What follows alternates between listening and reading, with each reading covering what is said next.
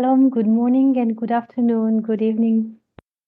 Today I would like to wish all of us a very happy new year.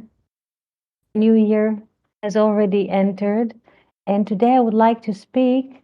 Yes, hello everyone. Today I would like to speak about birth. What is the meaning of birth?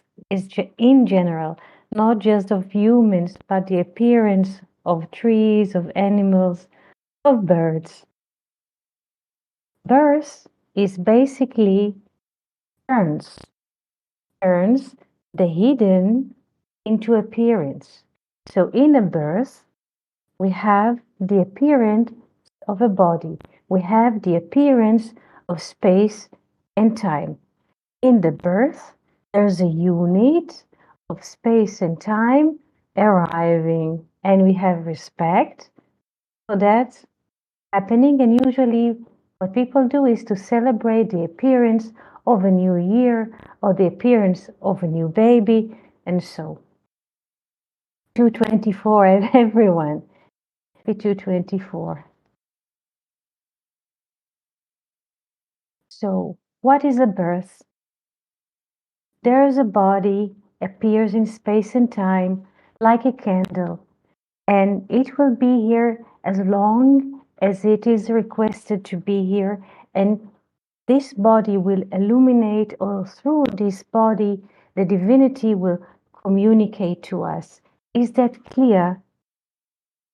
So, through every appearance which is coming, whether it's a tree or a bird or an animal or a human, through those units, life or divinity is being lived. Let's say humans, trees, any other organism does not have a life of its own. Every organism, every organism is being nourished from this divinity with this potential energy for a reason.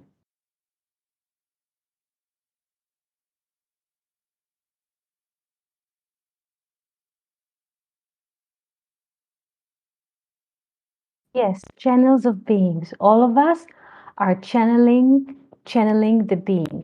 So if there's a need in divinity, that there will be appearance of a tree, of a child, of a sheep, of a bird, this bird or an egg or baby or tree will appear. Yes, in a way there are no separate beings, just one, yes, beingness. This is what is happening all the time. And, and since this is what is happening, the beingness, in a way, we cannot forecast what will come, what will appear. Usually people look and search, let's say, the climate or how many millimeters of rain are coming every season in each, let's say, geographical area in this world, and people just making research, and they can tell us what is the average millimeters of rain that are coming in this season in this place. But the thing is, the scientists or people who research can only measure what is coming in time or what they have already measured in the past, and they can always, in a way, measure it according to the former appearance. We don't have any measure, we don't have any tool to measure what will come in the next moment. So when people, or this is what is happening also through the communication, through the media, they're telling us climate is changing. Yes, there is a tendency and in appearance, in temperature all over the planet.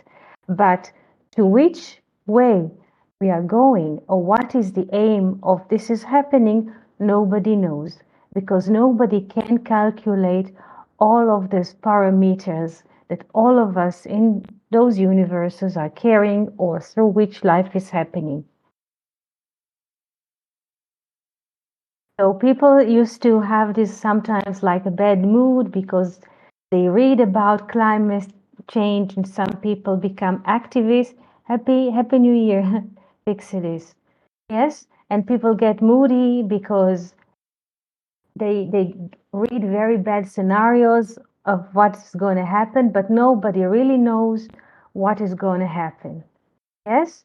And just simple being is our mode. We are not, or we do not supposed to calculate climate change, weather change, portions of rain, uh, let's say growth in terms of corn or wheat. This is not for us, yes, to concern or to be worried about. Everything that we shall need or might need will be supplied to us in the right time, in the right moment. This is why we should not worry too much of what is happening in the world and not nourish ourselves from nonsense. Yes, yes, economists do not like the basic uncertainty of being.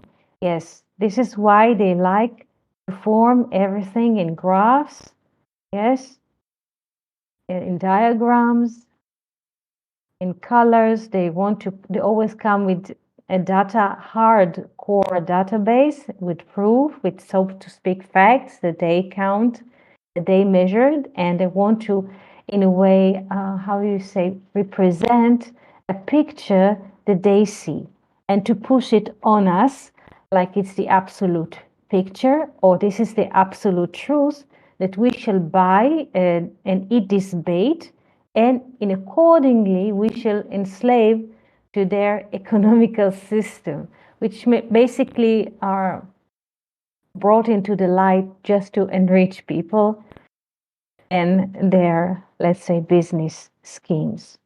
So by the simple being is the best, because this is just being in the moment, not to worry about anything, not to worry about the rain or the heat, because if there's a rain we take umbrella, if the heat we sit in the shade, but that this should not be our concern, and that will ferment our brains.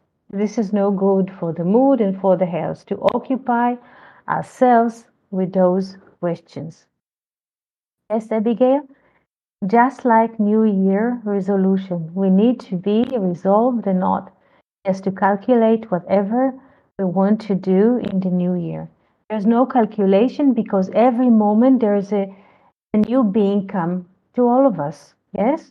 As they say, bli neder, without vows. In Hebrew, they say without vows, bli neder, meaning that we shall not say a sentence or words that will put us in a way of a rigid base of frame of thinking. So everything is open and everything will come, will appear, will happen as divinity wants. Yes, for us it is hard to accept that there is center of divinity because usually we feel ourselves, each one has a body and brain, and we feel ourselves as ultimate, yes, like judges or kings or sovereigns and so, yes, but the major or whatever comes from divinity is being accepted or being how do you say, um, not just being accepted but is being communicated to us. We are not able to generate any new thought or a new idea or to go for new innovation unless it was already decided in the center of divinity, and this has been already communicated to us and we are just the receivers. So if we have some kind of an idea or we sit next to the desk, write or paint or do something, it is not because we have decided to do it, because we have, let's say, a plan, a Marshall Plan or something like this, because it has already been decided and our brains could receive the idea or the command and we sit and write and focus and do something or go for something. But again, not because we initiated this idea or this motion. No, divinity already in a way streams those notions and they come as through communication to our brain.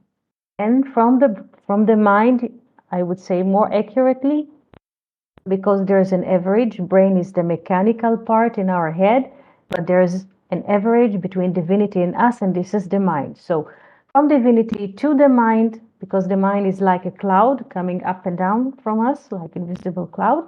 So from divinity to this mind, to this brain, and the brain just streams the commands that we shall do, write, sit, or paint, according to what is coming from divinity as a center of the universe, as a center of intelligence, as a center of life.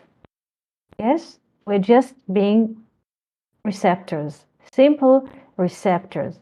This is why we should not be worried about all kinds of problems like great wars or great climate change or politics or all kinds of things which are coming and going.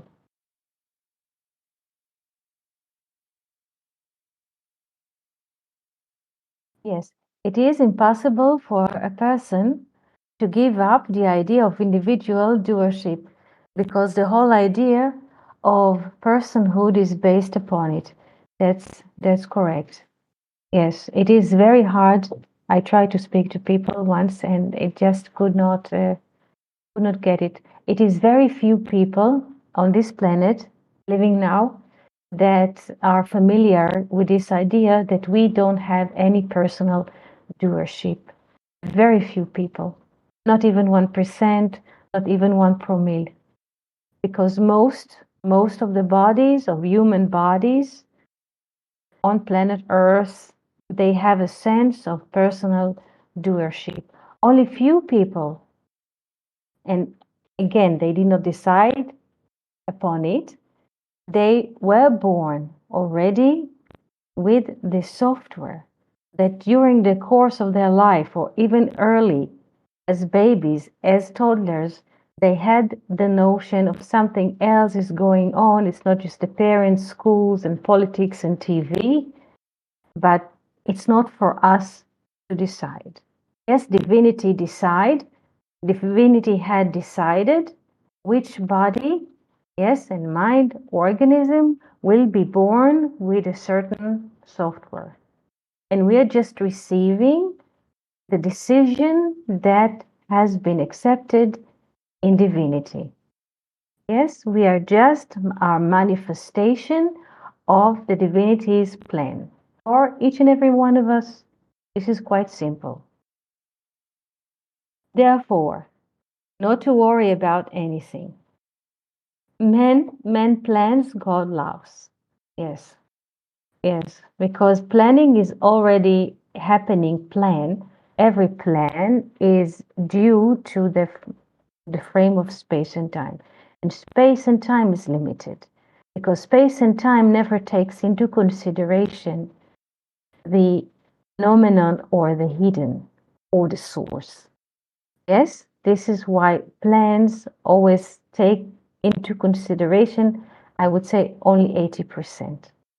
Not the miracle component, the 20% that is hidden, or the thumb. If we look at a man's hand, we have 4 simple fingers that appear in time and space. This is like parallel to the 4 seasons. We see we have 4 simple fingers, but each one has a different length, like different quality, like the seasons of the year. And there is a thumb. The thumb, in a way, if we open our hand, we see that the thumb is up, turning upwards. Yes, is vertical, and the simple 4 fingers are open to the horizontal. So we cannot take into consideration the communication or the miraculous component that comes from the source.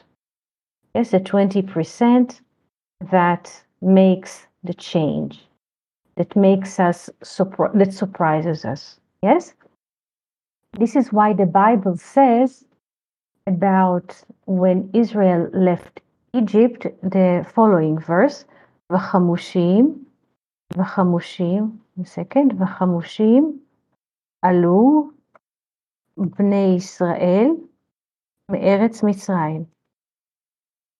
So to speak, v'chamushim, chamush in Hebrew is like armed. Israel came armed from Egypt. This is literal meaning, but it's not. Chamushim is not just armed, comes from chamesh, or from chamishit, one-fifth. How do you say? 1/5, meaning only 1/5 of the Hebrew, yes, left Egypt. 20%. Is it historical? How do you say 1/5? Let me try to find here. Chamishit, 1/5, meaning only 20% are leaving Egypt. What does it mean? Only the potential leaves Egypt. Look at our hand. Look at the 5 fingers. 4 of our fingers are going horizontally, in a way living in Egypt.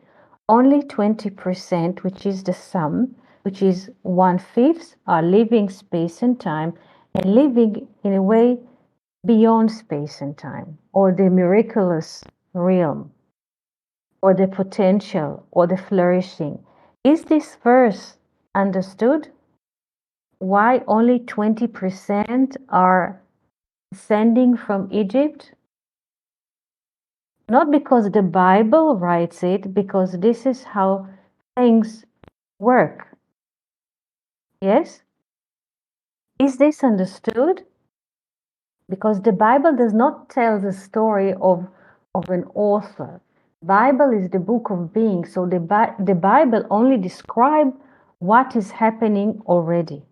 Just mirror. Yes, from 20 something, new comes. Yes, 80 stays. Yes, 80 stays as it is. Only from the 20%, new things will come. Yes, only from the 20%. That's correct. V'chamushim not armed with weapons, but 1/5. 1/5 that holds the potential, they are rising or coming from Egypt. Yes? Yes. Armed with potential. Could not say it better. Just to return to the mind, that the Bible does not invent things, just describe things. Let's say the verdict or the sentence of Pharaoh, yes, to send or to kill the babies to throw the babies into the water and to let just the baby girls stay alive. This is not, let's say, an ancient idea of an ancient king in Egypt. This is the law of nature. How? Yes? Let's look at the cows. What happens in the realm of cows? A cow, once she is inseminated, she will become pregnant with a baby calf, and then she will give a birth to this calf, and then she will have milk. And then people could milk the cow, and they will have milk. So, in a way, the male cow is just need what? To inseminate, yes, to make fertile the female cow. This is why the law of Pharaoh is not just regarding the Hebrew baby boys in Egypt. This is the law of nature. Is this clear? This concept? Usually the male cows, yes, they go for what? For meat. And the female cows, they produces milk. Yes? So the male cow, they will be go to become steaks. Yes, let's put it in a nice way. Yes, but the female cow will produce babies and milk, because milk is the other side of the baby. Same rule applies to chicken too. That's correct. That's correct. And this is what, yes, red and white. Yes. This is also what happens many times in wars. This is the description, yes, of life is happening. Time, yes, is white or milk, and red is the color of blood. So the male component will be removed, yes, from the picture, and time and space will be continue to be occupied by motherhood and babies. So the law of Pharaoh is not a law that is particularly against the Hebrew baby boys in Egypt. This is how life is working. Some people find it hard to accept that this is how life is working, but we see this is what is happening with the cows, yes, and the beef or the milk industry, or with the chicken industry, yes, or the eggs. In the chicken world, they let the female lay eggs and they take the male chicken out of the picture. So again, the Bible is not invention of someone, it's just a mirror of what is happening already here. This is just a description of life as is. This is the being. This is how it is. And there is no use, in a way, to fight against it. Because in our times, or the last, I don't know, few decades, people are just do not like things as they are, and they become activist, yes, climate activist, protecting the animal rights. Everything is in its place. Animals should have the rights, everything. But this is not for us to worry or to kill the being for this reason, because this is how things are, like gravity. What is the meaning of male female in the spiritual perspective? Can you explain in simple terms? Male female in a spiritual perspective. The male, zachar,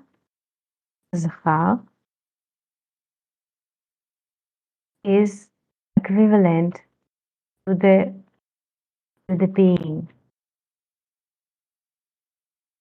Yes, the female nekeva is manifestation or appearance.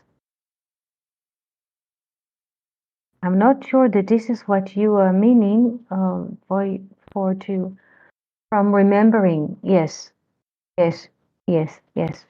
From remembering.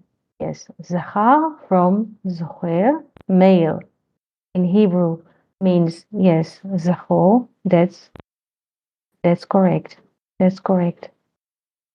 So zachor has the value of 233, like the value of tree of life. Etz hachaim. Etz hachaim. Etz hachaim, the tree of life, also has the 233. Yes. So zachar from zocher, the one that who's remembering or who's remember. And nekeva comes from nekev, there's a hole. And when there's a hole, in a way, or space, things can appear. So, or just to say that the male or zachar is more inner and not to be seen, just remembering, just holds the potential energy of things. And the female just mirroring what is the being at a certain time. This is why the relation between male and female is so important.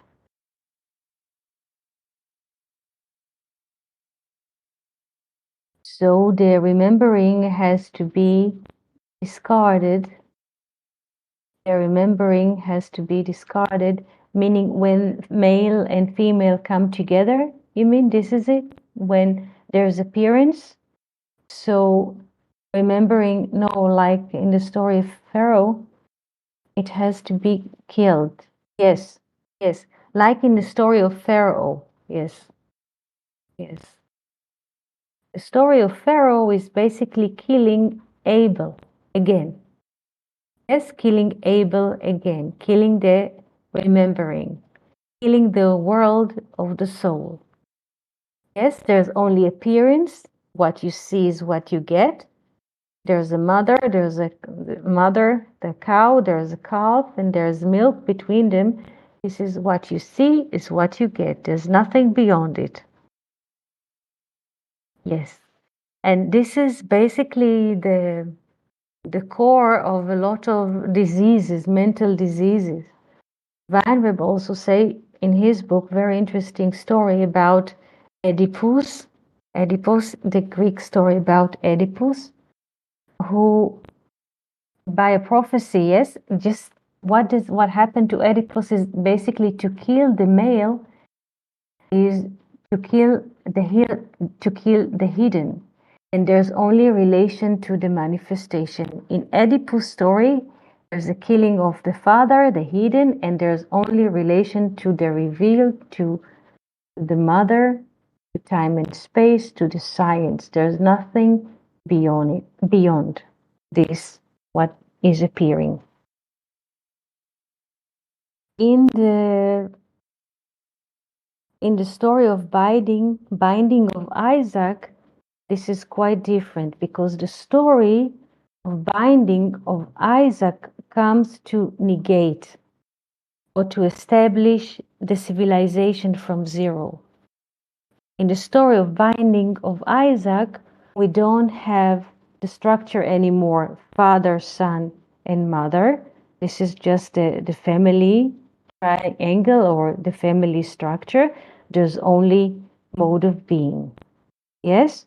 And once the mother is not involved in the story, so there isn't any time, Sarah is not participating. This is only Abraham takes Isaac, and they in a way break the bondage of father and son, and there's only the boy, and there's only Abraham.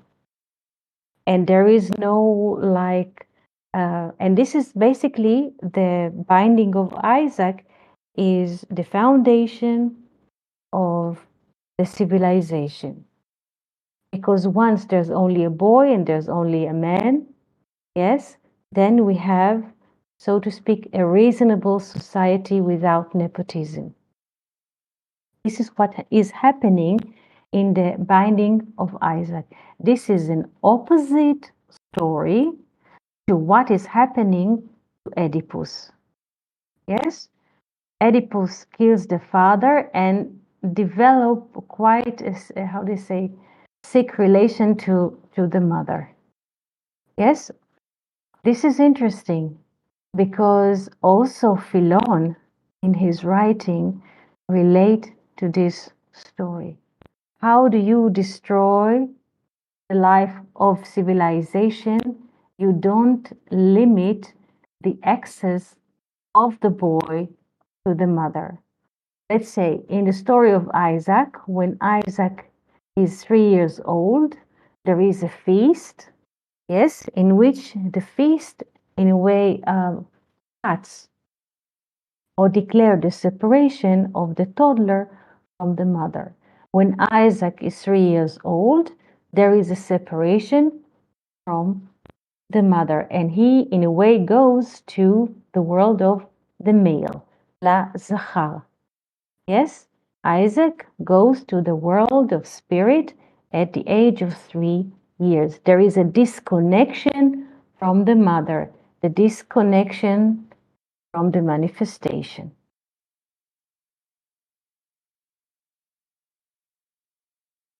Like the tradition of cutting hair of boys at this point, yes.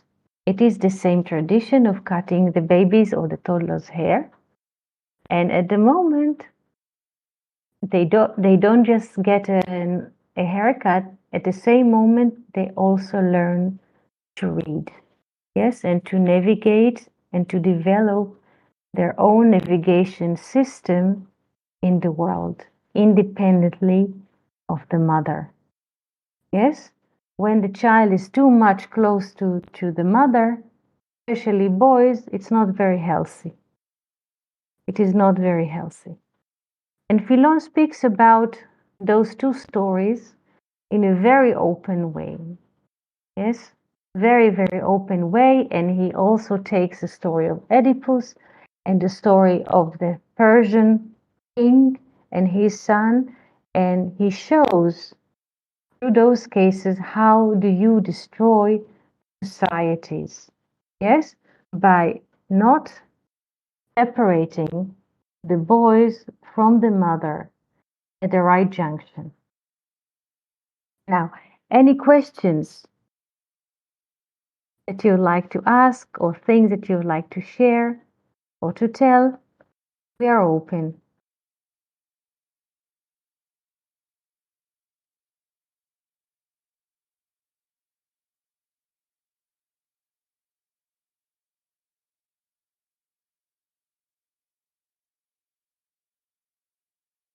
Happy New Year, Luke. Greetings to Italy and Venice. Nepotism is still going strong all over the world, and the outcome is never good. Yes, yes.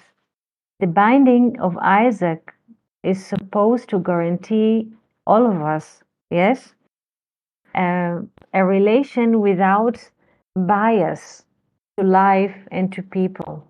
That our lens shall not be colored by the fact that we have family members or people that we know.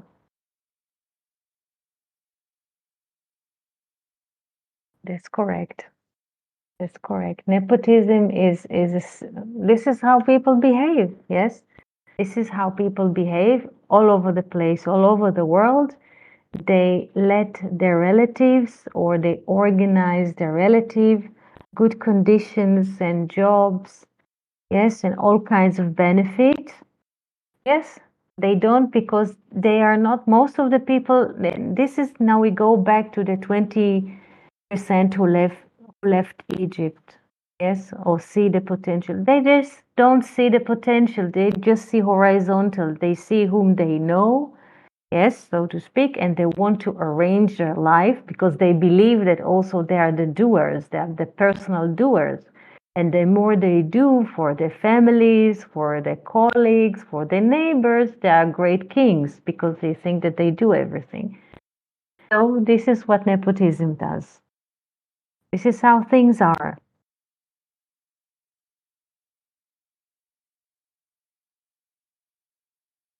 And to fix this, I would like to say thank you. Just I'm moving to another topic. If you don't have yet questions or thoughts, I would like to move to this painting that Pixidis was posting this morning about Chad Gadya.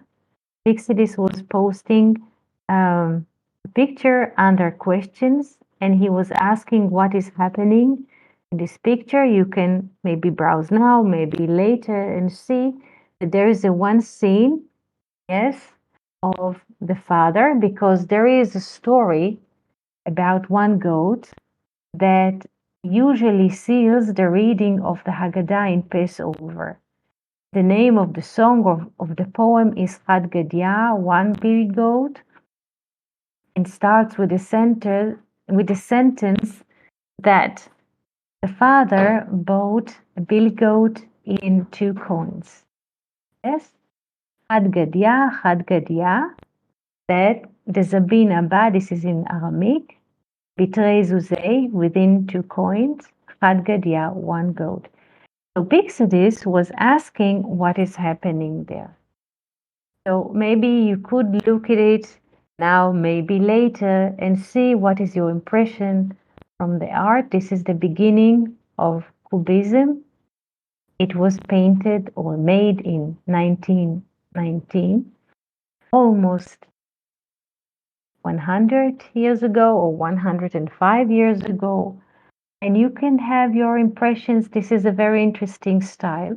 In generally, the poem Chad Gadya tells the story of one billy goat that was bought by the father in 2 coins. And what happened? There was an escalation because goat in Hebrew is gdi. Yes, gdi, this is a goat. Gdi has the value of 17, like Tov in Hebrew, which is good. And what happens when the father, in this case, wants to buy, to own the good, the goat, in 2 coins, in duality? And there is an escalation because we don't have the poem next to us now, but there is a goat, and then comes another animals that eats the goat, and a bigger animals that eats the animal that eats the goat, and there's escalation. And the escalation goes until 13 to, in a way, mirror the certain attributes of mercy, meaning the escalation can go only until 13, like 12. This is the manifestation in time, and then comes mercy. Yes, and then comes mercy. And we understand that from the perspective of divinity, everything is good. So this is the question that Pixidis was asking today about. Hello, I'm very happy to be here with you. It seems that I was following the painting. Yes, yes. And I would like to ask you if, yes, if you have any questions or things that you would like to say about Billy Goat, about Pharaoh, about the new year, of how do you feel with all of those changes, with the seasonal changing, with this formatting of Discord. How do you feel with all of this? What do you feel more comfortable with listening, with looking through paintings, with reading text? What do you find most comfortable? Please feel free to raise your hand and to speak and to say. It is very important for us that we have this fluent connection and to see what you would like to have or to be in. Yes, Pixies, this is a new story for me. Thank you for explaining it. Yes, yes. In the previous years, we used to read the Haggadah. Haggadah is the story of going out of Egypt that we read every spring in Passover. So in previous years, we used to read parts of the Haggadah together. And this song that you have sent one of his pictures is sang in the last part of the evening.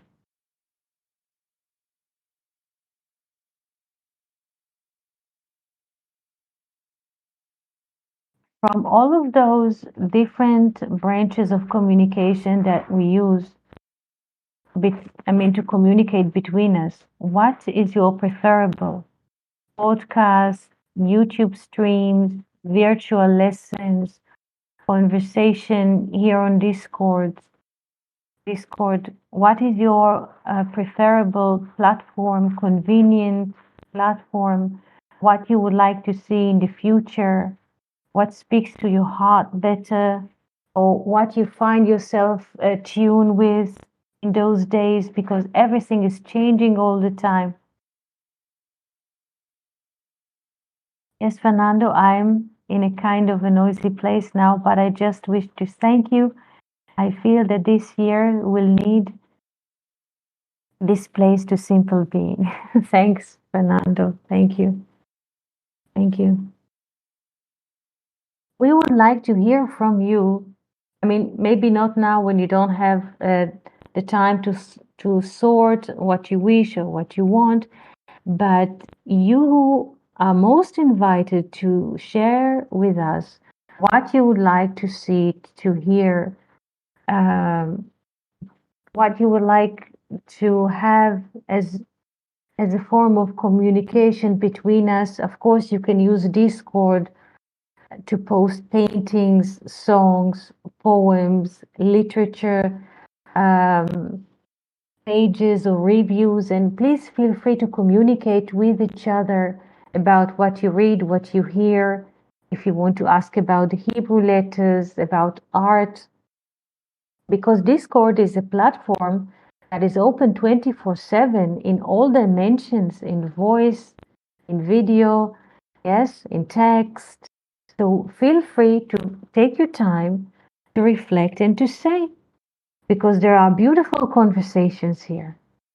Yes, Abigail? Yes. Yes, look, a group participation session for important Jewish holidays would be nice. Look forward as well, maybe having students read, Absolutely, etc. everyone. Hello, hello. Yes, hello, Shalom, Abigail. How? shalom from where I'm. Shalom, shalom. Yes, this is my How did? first time talking on this platform, and I especially want to thank you, Eti, and your friends for the tremendous work you are doing. I am so happy. I am so blessed. Um, I just want to encourage you to go on and impart in our lives. I am so grateful. And I'm hoping that this year will bring us good tidings and Amen. good Thank you. things. Thank Thank you, you. Abigail. So good to hear your voice here. Thank you. Amen. Thank you so much. All Thank right. you. Sure, sure, sure. Feel free to ask questions here on Discord or via email or under our conversations on YouTube. There are many ways to communicate, to ask, turn to friends. Yes? So please feel free.